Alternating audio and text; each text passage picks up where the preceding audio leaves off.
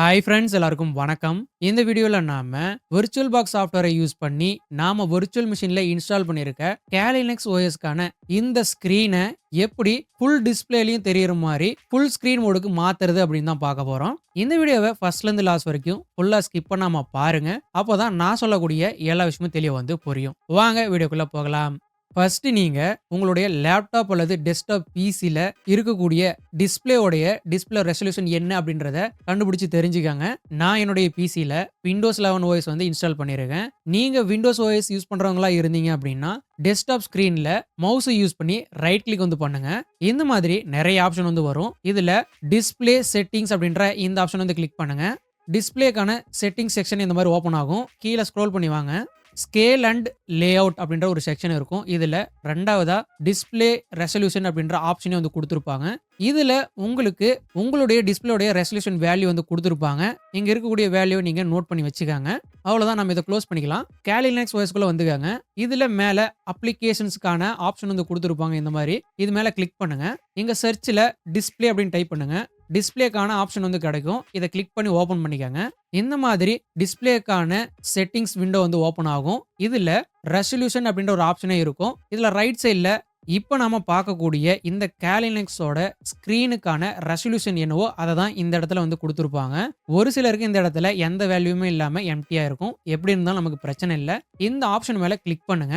இதுல நிறைய display resolution value கொடுத்துருப்பாங்க. இதுல உங்களுடைய டிஸ்ப்ளேக்கான ரெசல்யூஷன் வேல்யூ எதுவோ அதை செலக்ட் பண்ணிக்கங்க. எனக்கான ரெசல்யூஷன் பார்த்தீங்கன்னா 1920 x 1080. இதை நான் கிளிக் பண்ணி செலக்ட் பண்ணிக்கிறேன். இந்த மாதிரி நீங்க செலக்ட் பண்ணதுக்கு அப்புறம் கீழே இருக்கக்கூடிய இந்த அப்ளை ஆப்ஷன் கிளிக் பண்ணுங்க. இப்போ பாத்தீங்கன்னா தெரியும் ஸ்கிரீனோட சைஸ் மாறி இருக்கு. இந்த மாதிரி ஒரு பாப்அப் வரும். இதுல கீப் திஸ் கான்ஃபிகரேஷன் அப்படின்ற இந்த ஆப்ஷன் கிளிக் பண்ணிக்கங்க. இனிமே இந்த டிஸ்ப்ளேக்கான விண்டோ தேவைப்படாது. இதை நம்ம க்ளோஸ் பண்ணிக்கலாம். நாம கொடுத்த டிஸ்ப்ளே ரெசல்யூஷனுக்கு ஏற்ற மாதிரி Kali Linux-ஓட ஸ்கிரீன் சைஸ் மாறிடுச்சு. ஆனா ஃபுல் ஸ்கிரீன்ல நமக்கு வரல.